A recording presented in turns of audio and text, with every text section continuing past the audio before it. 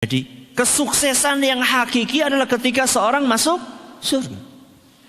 Dan kesengsaraan yang hakiki adalah ketika seorang nanti masuk ke neraka.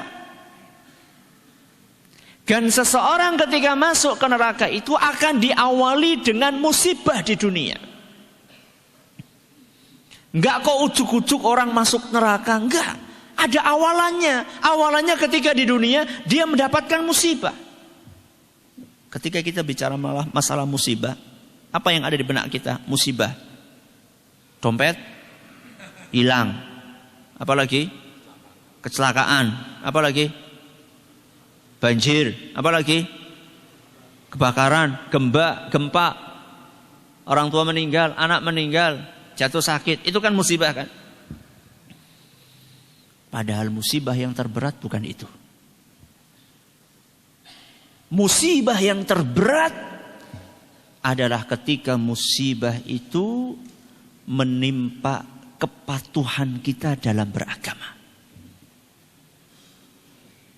Maksudnya gimana Ustaz? Musibah yang terberat itu adalah ketika kita malas sholat. Itu musibah yang terberat.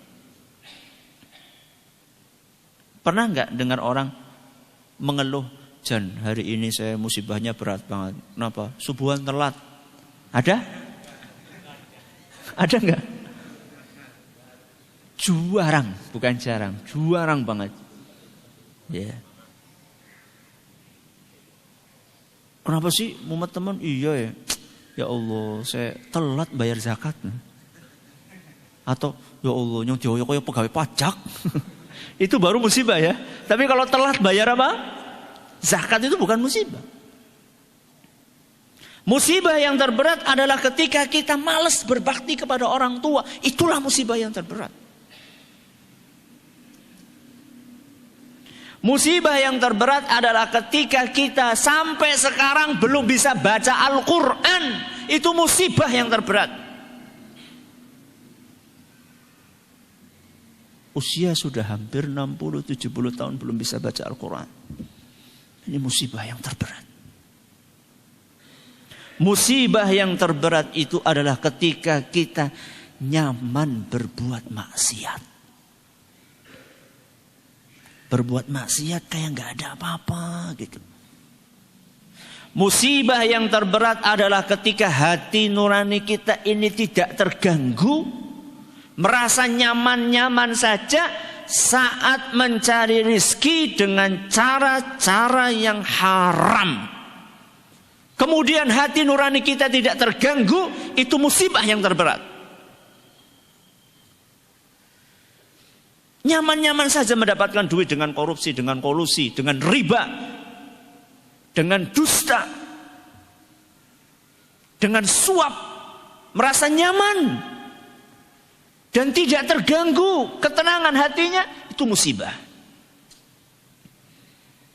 Musibah yang terberat, musibah yang sebenarnya adalah ketika kita tidak tergugah untuk memperbaiki akidah dan ibadah kita yang masih bercampur baur dengan tradisi-tradisi primitif.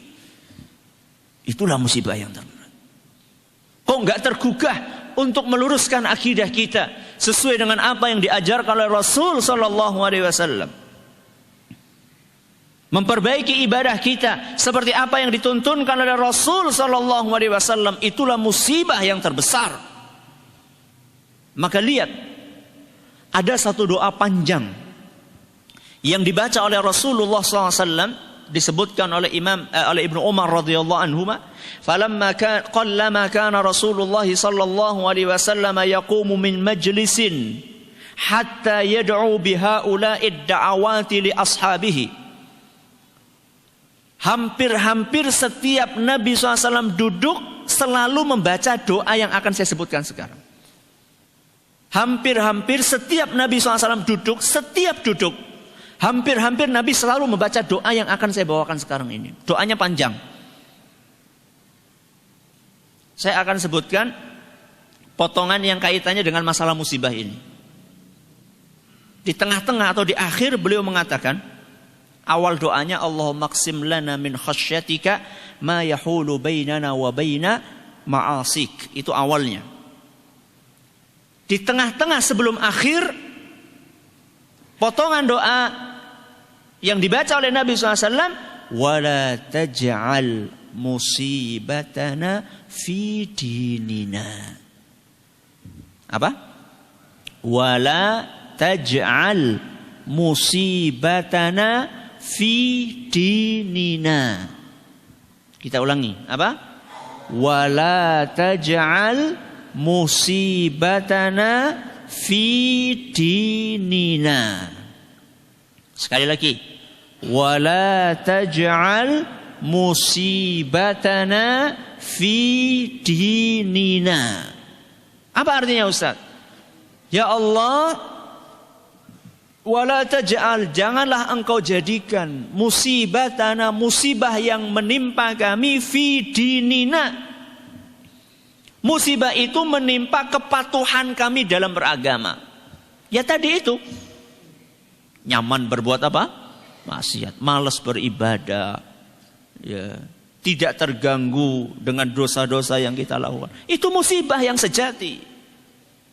Bukan berarti kehilangan anak, kehilangan dompet, kehilangan sandal. Itu bukan musibah. Tapi ada musibah yang lebih berat dari itu, yang justru malah kebanyakan orang ketika ditimpa dengan musibah yang berat tadi malah gak terasa itu sebagai sebuah musibah.